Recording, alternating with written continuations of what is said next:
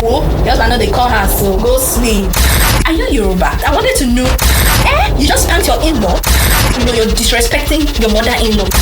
She had to kneel down. If a Yoruba mother-in-law says you cannot marry her son or you're not going to marry her son, just move. And if you don't kneel down, the food is not acceptable. Welcome to the podcast, Young in Love. Hey, the people! How on a day? I welcome you to another episode of the Young in Love podcast, and this is your host, Kezia. I am excited that you're joining me today. If you're a new listener, you're welcome. Mwah, mwah, mwah. And if you're a returning listener, I love you. Okay, so on the last episode of Young in Love podcast, we discussed office romance, the guilty pleasures, the risks, the excitement, the brouhaha of dating in the office, of you know, finding love in the office, romancing in the office, and I dare say marrying that colleague. You'd agree with me that was a beautiful episode if you listened to it, and if you haven't listened, please do well to listen. Today's episode of Through Kezia's Lens, I'm going to be discussing the travails of Yoruba love, the travails of Yoruba love. So for those who do not know, Yoruba is one of the three major tribes in Nigeria. And the Yoruba tribe is in western Nigeria. So this episode is inspired by the conversation that I listened to at the salon. So guys, you know that the salon, right, is the gossip headquarters for a lot of women. Not that I went to go and gossip. No, I wasn't gossiping at the salon. Where I went to make my hair, I went to get my braids done, and these ladies just went on and on and on about marrying, you know, into the Yoruba tribe and all of that. In fact, the things that they said made me ask them a question, especially one lady. I noticed she was very, very, very vocal about her frustration. So I had to ask her, are you Yoruba? I wanted to know if what she was saying was coming from a biased perspective, you know. And she said she was Yoruba.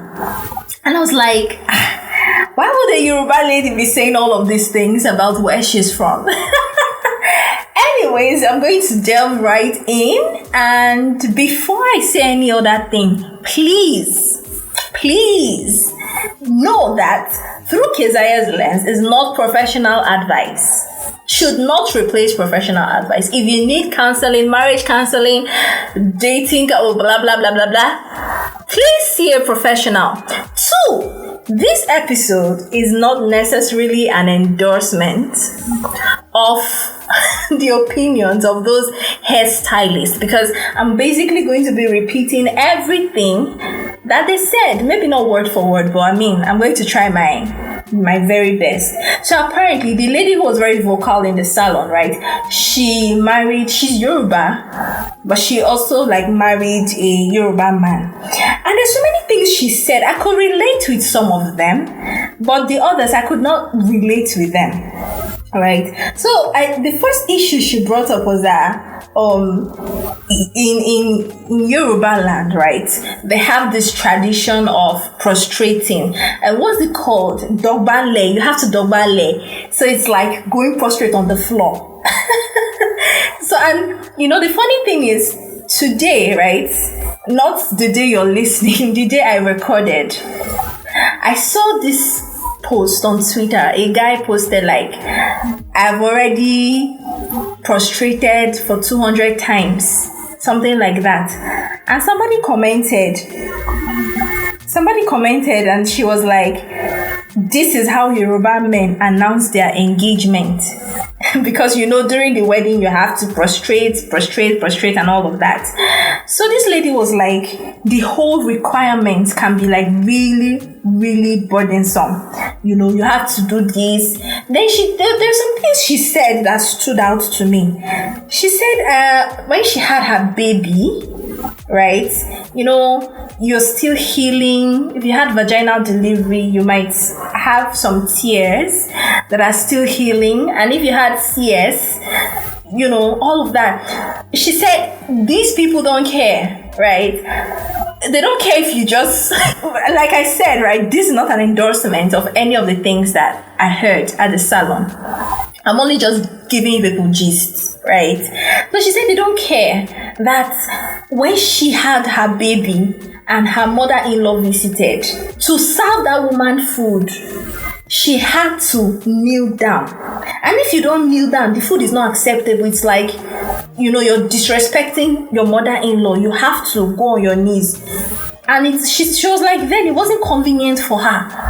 And that this whole omugwo thing, that is the mother-in-law not supposed to come and take care of the baby, take care of her and all. But in Yoruba land, it's different. So I was like, wait, is it not your mom? I had to ask her, is it not your mom that came for the omugwo? She said no, it's her husband's mother. And I was like, hold up, I thought omugwo was the girl's mother coming to take care of her daughter, right, who just had a baby. So she said no, that is different on Yoruba land, right? It's the boy's mom, is her husband's mother that will come and say, oh, okay, that explains it. Because sometimes I feel like you might not necessarily take care of somebody as much as you would have if that person were your child, right? So that explains it, I think, because I don't see how I will go for omugwo to take care of my daughter and I will allow her to serve me food when she's in pain.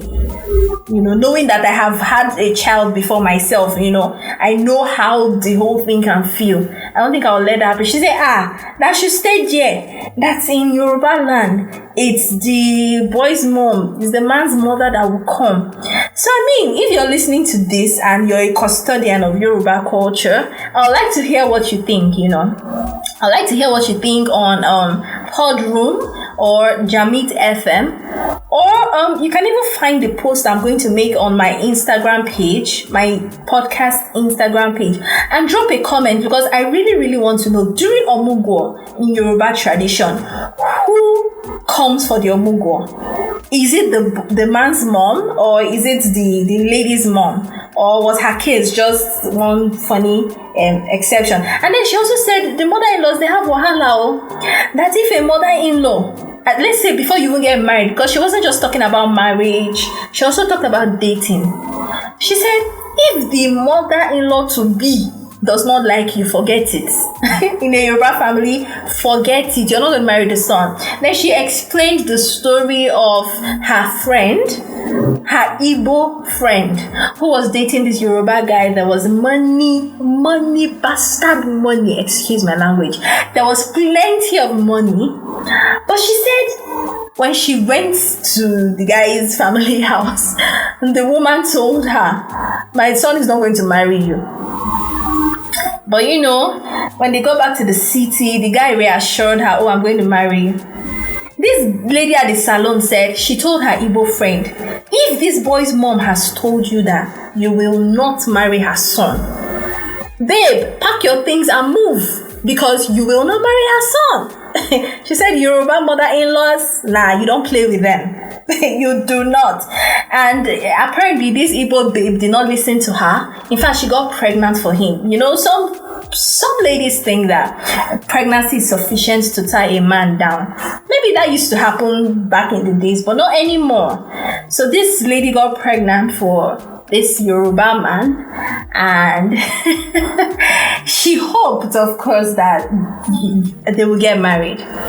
It wasn't long, they visited home. The mother-in-law to be, let me add to be, the mother-in-law to be did not as much as touch that baby. Where even though you don't really like a person, just because your child has a baby with that person, at least you will touch the baby, because this is your grandchild. Story has it that this mother-in-law to be did not touch that baby. As per, I do not approve of you, and neither do I approve of your baby, even though my son is the father. Is that deep? According to what this lady was explaining at the salon. And after they returned, I think this happened in Ekiti State. I mean, his family home in Ekiti State. And after they returned, in fact, the lady and her baby had not gotten to Lagos when the baby died. So, she was trying to create a connection between the death of the baby and their visit to the village. Right? So she said, if a Yoruba mother-in-law says you cannot marry her son or you're not going to marry her son, just move. Babe, pack your things. And if at the end of the day, this lady did not marry the Yoruba man. After the baby died and, the whole thing was taken care of, they went their separate ways because then it dawned on her that there's no future here. You understand? And then another thing she mentioned was not being able to call the children of your in-law by name. So it's like you're married to a Yoruba man. And okay, so let me just make things clear, right? She was very particular about marrying a Yoruba man. She said it's somewhat different when you marry a Yoruba woman. She said there's no huge challenge with that. But when you marry the man, you're the woman now in that relationship. So she was like, there's a lot of, troubles that go on with that. Except you have money. she made sure to say that if you have money, if you're a woman and you have plenty of money, you're from a wealthy family, they respect you. But say you're coming into the relationship empty-handed, is the man that has all the money, they are going to turn you to, I'm using her word now, you're going to be turned into a slave. That's what she said. All right. And I'm saying all these things so that you guys can clear the air as you're listening. If you know about the Yoruba tradition, if you know about the Yoruba culture, if you've had an experience, I want to hear you, right? I want to hear you speak. I'm saying all these things not as an endorsement. Because I was flabbergasted when I heard all of these things in the salon. I want to hear you. I want to hear your opinion, your experiences. For those of you who know the tradition and all of those things, I'm dying to hear. And I'm going to tell you why maybe much later, towards the end of the episode. She said, if you marry a Yoruba man and let's say he has sisters who have children, you cannot call those children by name. So let's say the name of the child is Esther. You can't say Esther. You have to put small auntie in front of the Esther. Or just look for one thing to put. Because they see it as you disrespecting your in-law. Now, it's even worse if Esther does something wrong and you have to chastise Esther. You have to correct her. So let's say you spank Esther on her butt for doing something wrong. It's an abomination because you just spanked your in-law. How dare you?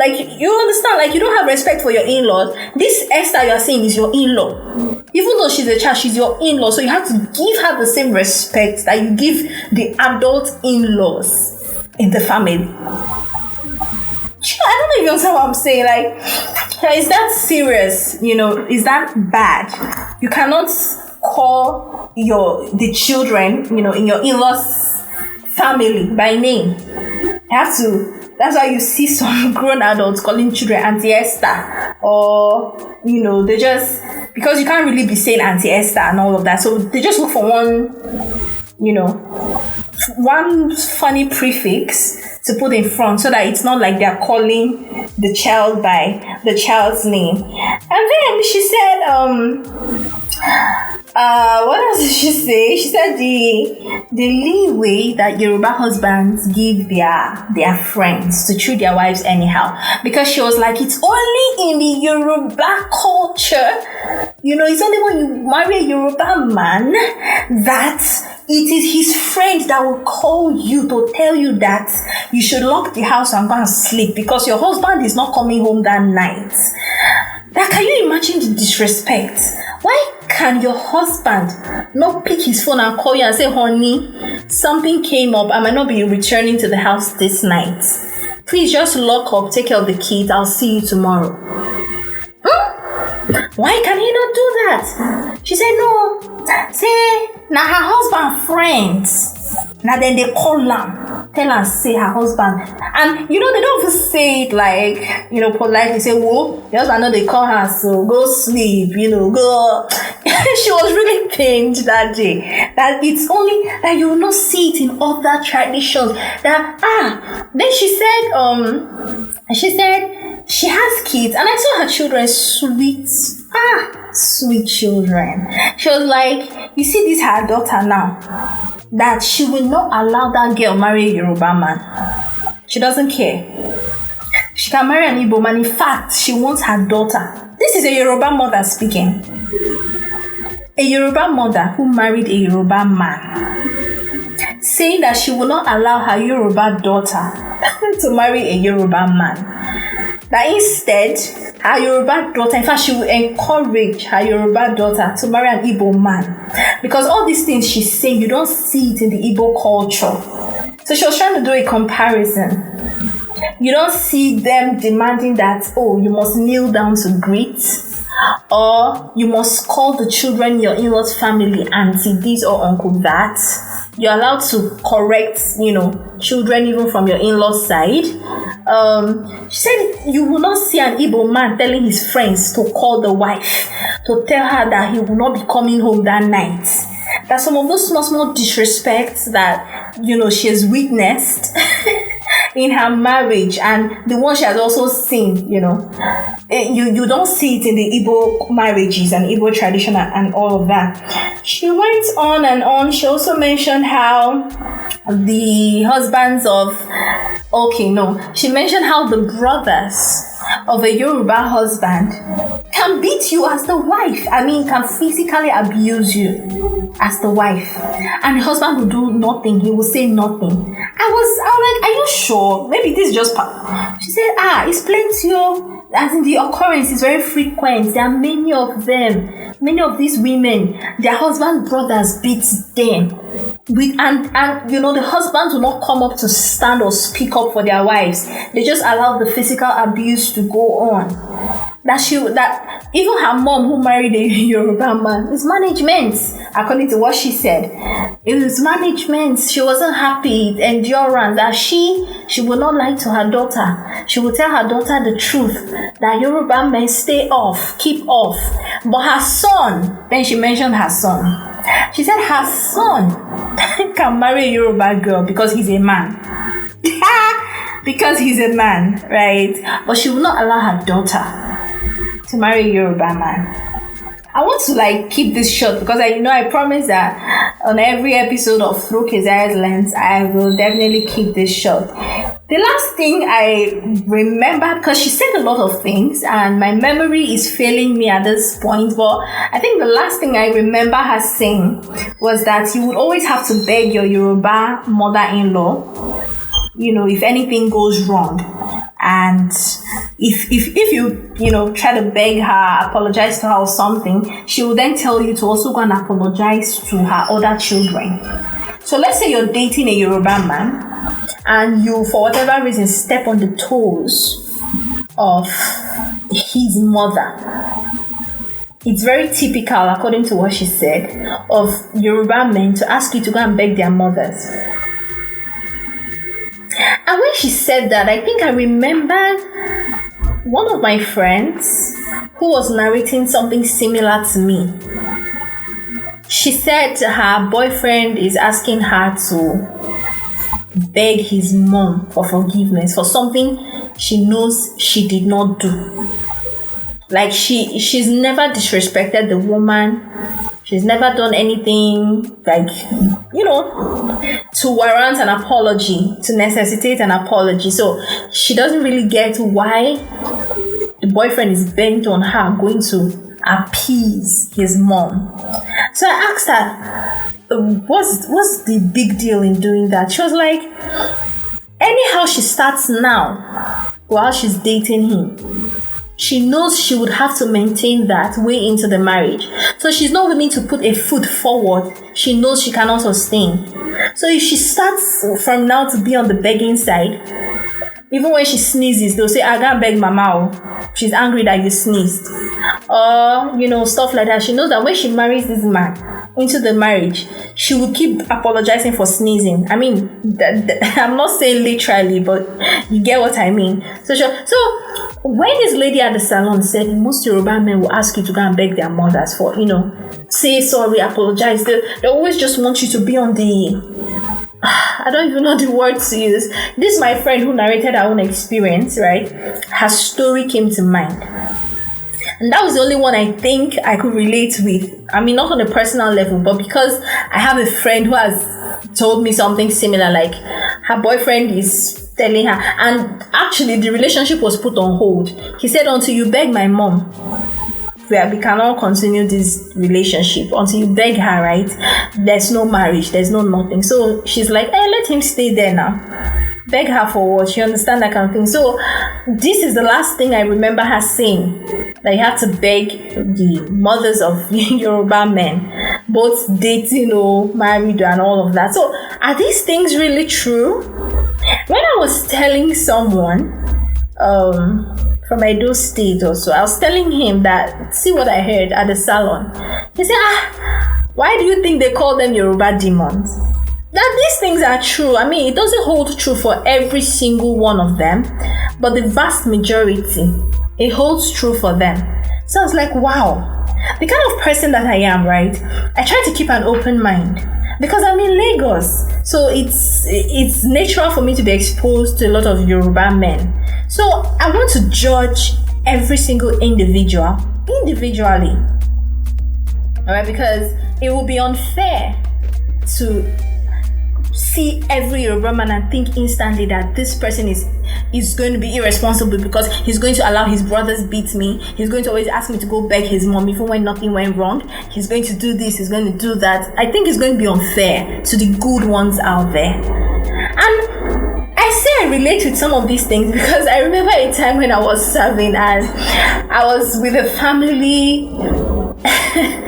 There was a time we went to see grandma. Where I come from, it's not required of me to dobale, to kneel down to greet or anything. It's sufficient that you stand and say your greeting. So, it was subconscious. I didn't even think of it. So when I went to greet grandma, I just greeted her normally, like good afternoon, ma. After greeting and I went outside, do you know they called me? I should go back and greet my grandma. I should kneel down and greet grandma. That you don't stand to greet grandma. My dear, for peace to reign, that's the culture of the land. I had to go back and I knelt down. They said you kneel down with 2 knees. It's not 1 knee. You go on your 2 knees. You have to kneel down and greet grandma. So that's what I did. And then I went. So it kind of left I wouldn't say bad taste in my mouth, just one weird taste, like what is this really about? I don't know, like if you visit southern Nigeria, for instance, and you want to kneel down to greet, I think they'll probably just tell you, it's not the culture here. But I don't think anybody will rush to you to go and jack you up and say, no, you must not kneel down to greet. Like, can we live and let live already in Nigeria? Well, I would love to hear what you guys think. Personally, right, I'm not going to, because I've met amazing Yoruba men. And I've also met the not so amazing ones. So I feel that there are good people everywhere and there are bad people everywhere. Even some of the things she was complaining about at the salon, I've seen them happen in Igbo marriages. There's no one tribe that has the monopoly of goodness, that has the monopoly of kindness. There are good people everywhere and there are bad people everywhere. So to just focus on one tribe and, guys, I think I should just wrap this up by saying I would love to hear what you think. Do you have an experience? Is there anything I have said that resonates with you? Do you have an experience, bordering on any of these points that I've mentioned? Or even maybe I haven't mentioned it, but you have an experience with a Yoruba man or his family and you'd like to share, even if you'd like to share anonymously, I don't mind. You can probably leave me a voice message, or I would definitely protect your identity if you do not want to be public. But I would love to read your comments. Please make use of the feature on Podroom, yes. Podroom allows you to leave comments on each episode. Please, please, please. I'm going to be sharing the Podroom link. Please, just look at the description of this episode. Read it because the Podroom link is going to be there. If you don't want to leave a comment on Podroom, then you can leave a comment on Jamit FM. They are similar because they allow you to drop comments on each episode. I would love to read what you think. Are these things really true? I want to know. So guys, as always, I promise to keep this short, but I've even overtalked. But you guys, pardon me. Till when next we meet on Through Kezia's Lens, it's your forever anchor, Kezia Vilawa, and this episode is crafted with love, straight from my heart to your ears. Bye! Thank you for listening to this episode of Young in Love. I hope you enjoyed it. Now, if you did, you can rate us and write a review on Apple and Google Podcasts. Feel free to like our social media pages on Facebook and Instagram at YoungInLove_podcast. Share this podcast with your family and friends. Subscribe to Young in Love Podcast on Apple and Google Podcasts, Anchor, Spotify, or wherever you get your podcasts. If you'd like to support Young in Love Podcast, you can do this on our Patreon account by visiting patreon.com/YoungInLove and making a small monthly donation of as little as $1 every month or 350 naira monthly, or even bigger donations as you feel led to. But hey, if you cannot make any donations, that's fine too, because besides just money, Young in Love Podcast has thrived and will continue to thrive on the prayers and good wishes of good people like you. Until the next episode, bye and be good. Young in Love.